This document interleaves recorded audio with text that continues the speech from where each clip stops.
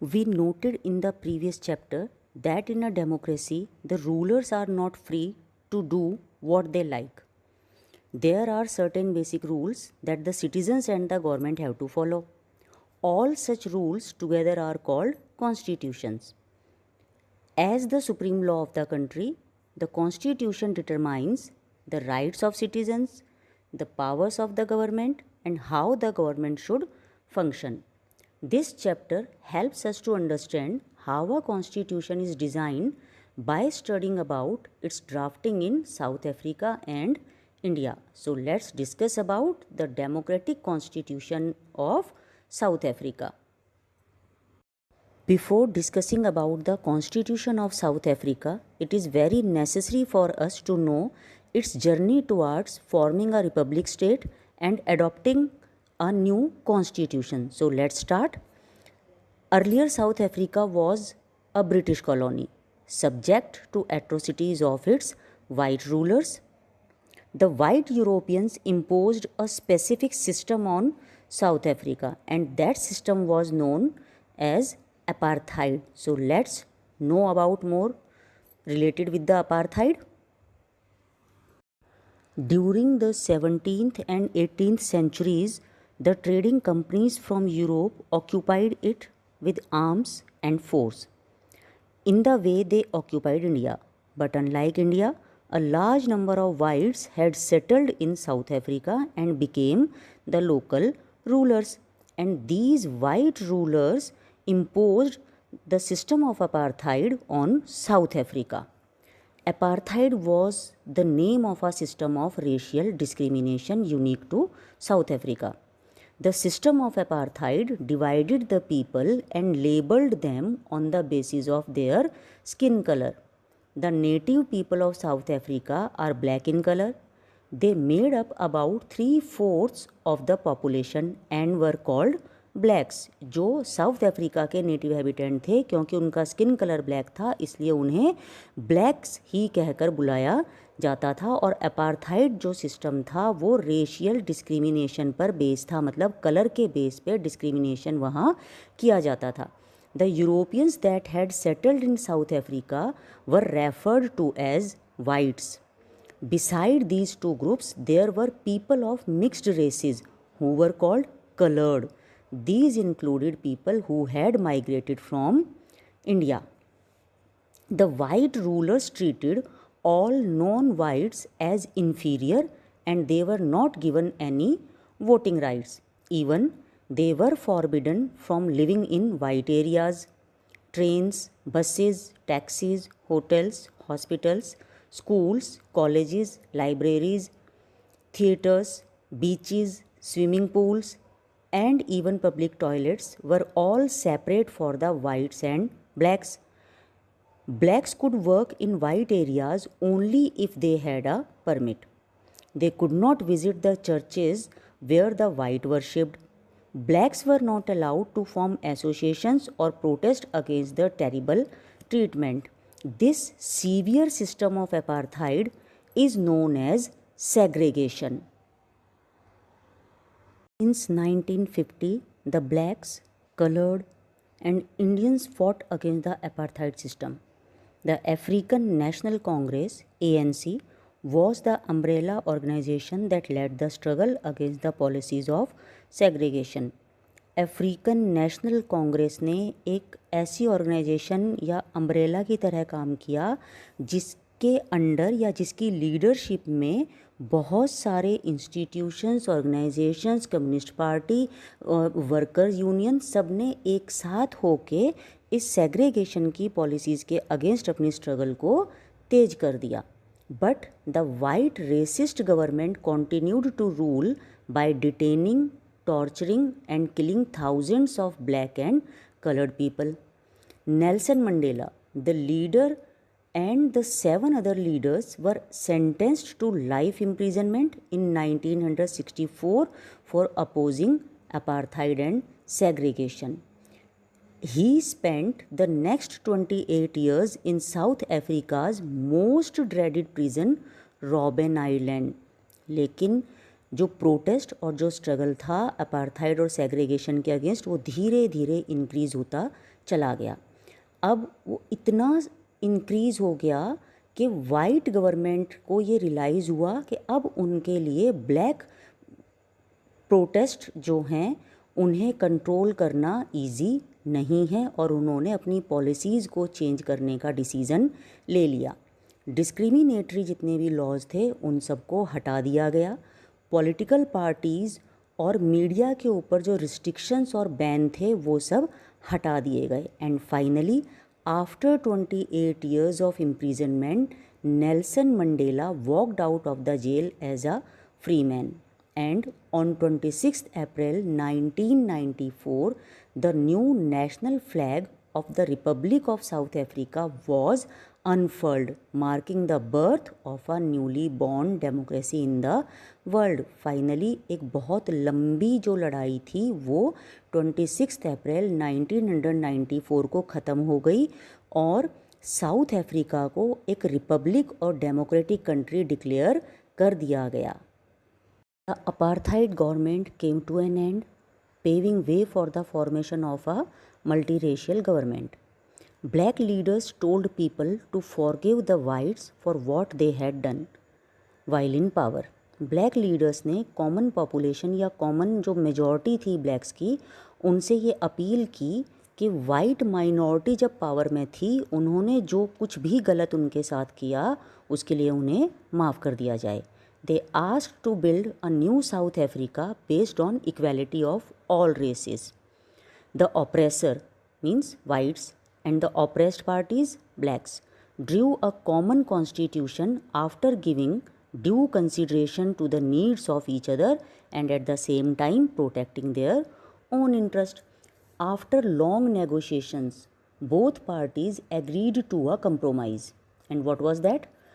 The whites agreed to the principle of majority rule and that of one person one vote. White minority वाले जो लोग थे या white minority ने majority के रूल के प्रिंसिपल को एक्सेप्ट कर लिया और उसके साथ ही वन पर्सन वन वोट को भी मान लिया। They also agreed to accept some basic rights for the poor and the workers. The blacks agreed that majority rule would not be absolute. They agreed that the majority would not take away the property of the white minority. And finally, it came out as one of the finest constitution in the world. It was the outcome of the determination of the people of South Africa to work together to transform bitter experiences into the binding glue of a rainbow nation. अभी हमने south African constitution की formation की बात की और ये देखा कि कितनी मुश्किलों के बाद और कितनी लंबी लड़ाई के बाद उन्हें अपना कॉन्स्टिट्यूशन जो था वो मिला।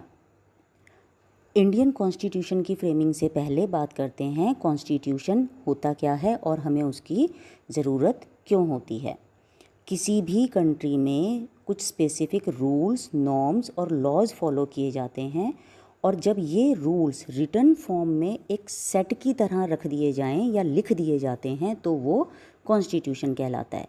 The constitution of a country is a set of written rules that are accepted by all people living together in a country.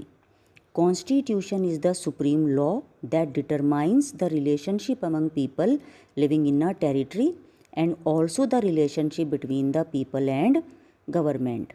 मतलब कॉन्स्टिट्यूशन किसी भी कंट्री का सुप्रीम लॉ होता है और जो वहाँ रहने वाले सिटीजन्स या लोगों का आपस में रिलेशनशिप कैसा होगा और उनका रिलेशनशिप उनकी गवर्नमेंट के साथ कैसा होगा ये सारी चीज़ों को डिटरमाइन करता है। A constitution does many things such as it generates a degree of trust and coordination that is necessary for different kind of people to live together.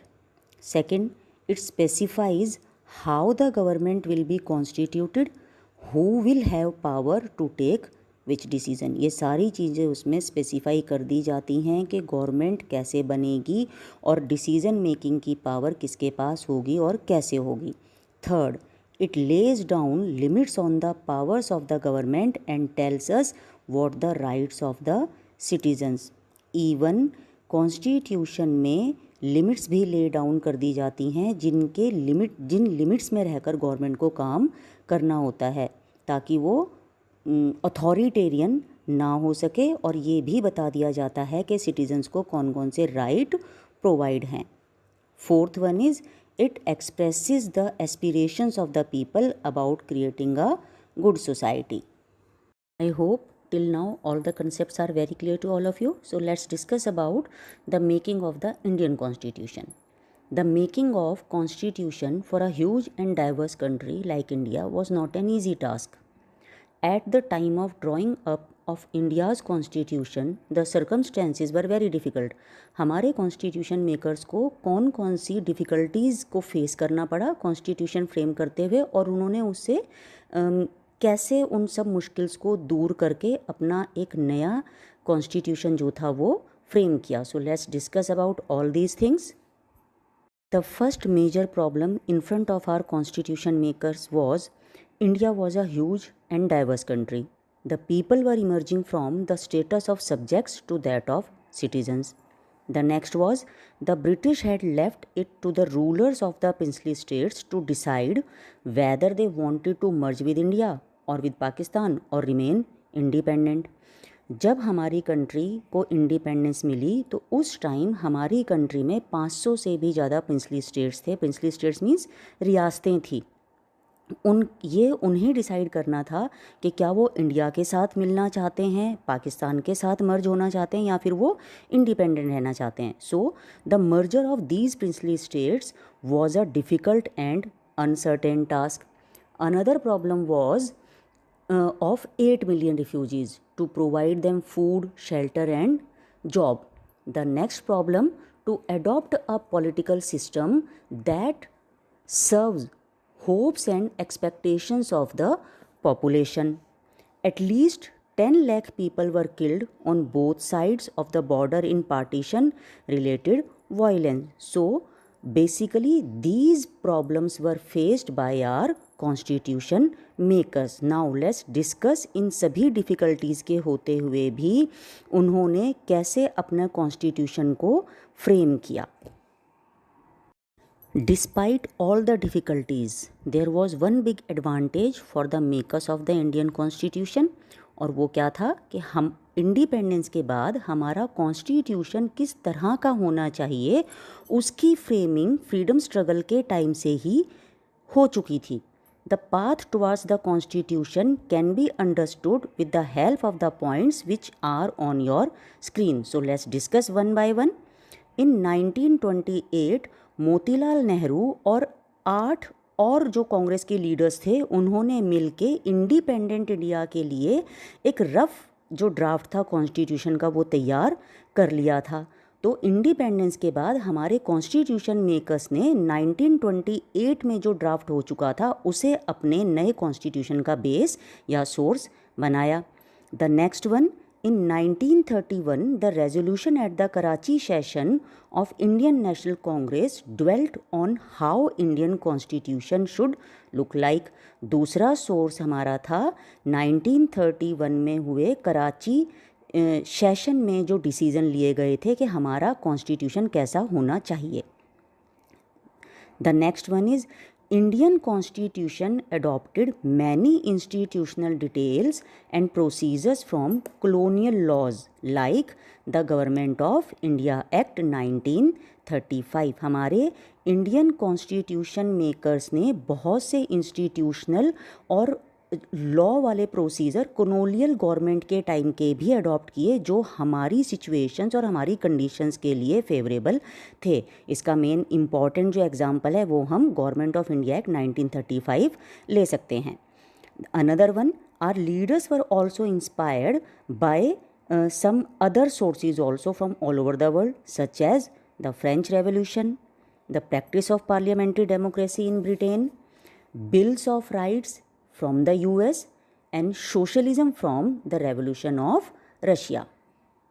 Let's discuss about the framing or the drafting of Indian constitution. सबसे पहले बात करेंगे कि India के constitution को draft किसने किया.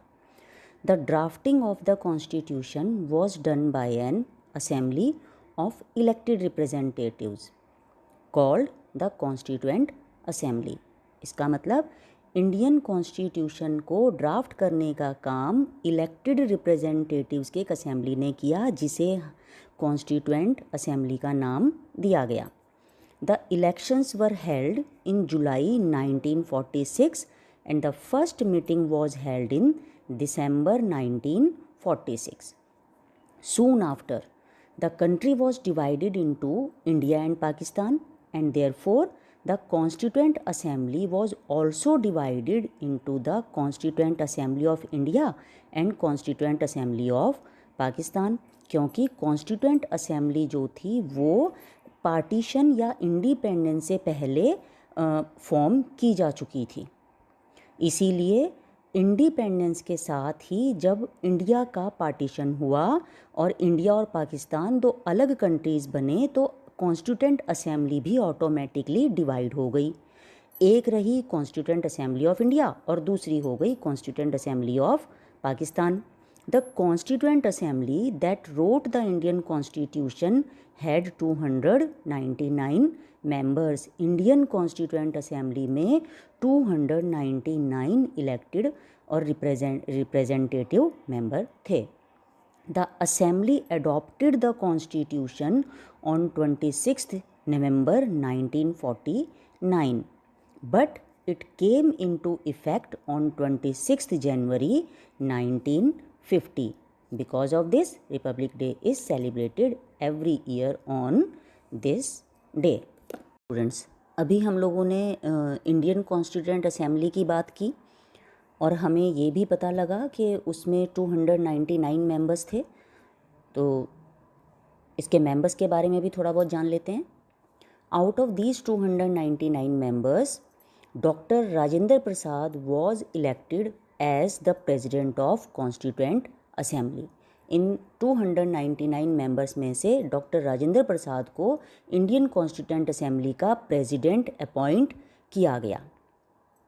Along with this, out of these 299 members, one drafting committee was also formed. एक ड्राफ्टिंग कमेटी भी बनाई गई और जिसके चेयरमैन अपॉइंट किए गए डॉक्टर BR अम्बेडकर, जिन्हें हम फादर ऑफ इंडियन कॉन्स्टिट्यूशन के नाम से भी जानते हैं. अब इन्हें फादर ऑफ इंडियन कॉन्स्टिट्यूशन क्यों कहा जाता है? Because under his supervision only all the provisions were discussed, debated thoroughly and finally adopted and finalised. इन्हीं के सुपरविज़न में एक एक पॉइंट को थॉरोली डिस्कस किया गया और उसे फाइनलाइज किया गया. The rest other members of our Constituent Assembly were Vallabh भाई पटेल, अब्दुल कलाम आज़ाद, T कृष्णामाचारी. राजेंद्र प्रसाद के लिए मैंने आपको बता ही दिया है.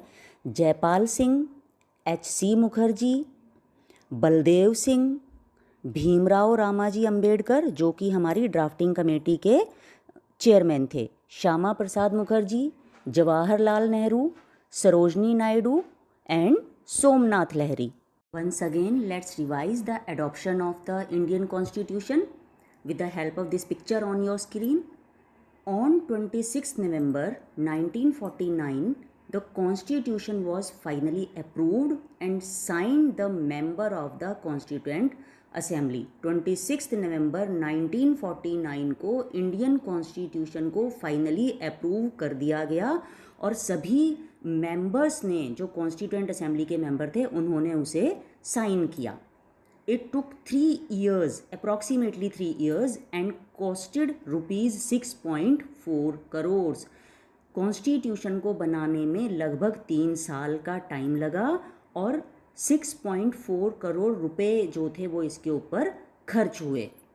The new constitution came into effect on 26 जनवरी 1950. ये हम सभी को पता है. C. Rajagopalachari took over from Lord Mountbatten and became the first Governor General of Independent India. C. Rajagopalachari ने लॉर्ड माउंटबेटन की जगह इंडिपेंडेंट इंडिया के गवर्नर जनरल की पोस्ट को संभाला. India became a republic and Dr. Rajendra Prasad was the first president of independent India. Let's discuss about the main important features of Indian Constitution. The first one is sovereign. It means people have supreme right to make decisions on internal as well as external matters. No external power can dictate the government of India. The next one is socialist.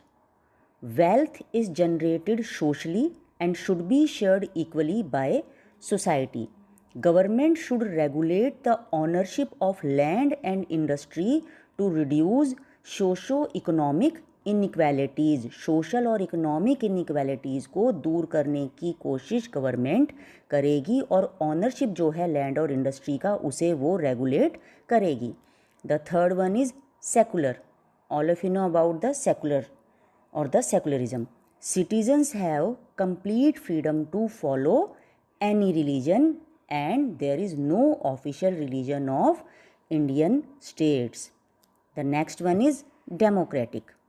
A form of government where people enjoy equal political rights, elect their rulers and hold them accountable. The next is republic. It means the head of the state is an elected person and not a hereditary position. यहाँ जो head of the country है उसे elect किया जाता है. The next one is justice. Citizens cannot be discriminated on the ground of caste, religion and gender. Social inequalities have to be reduced. Government should work for the welfare of all, especially all the disadvantaged groups. मतलब सभी को समान न्याय दिया गया है. The next is liberty.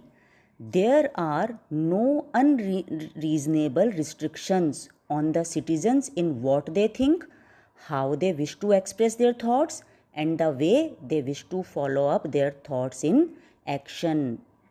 The next is equality. All are equal before the law. The traditional social inequalities have to be ended. The government should ensure equal opportunity for all.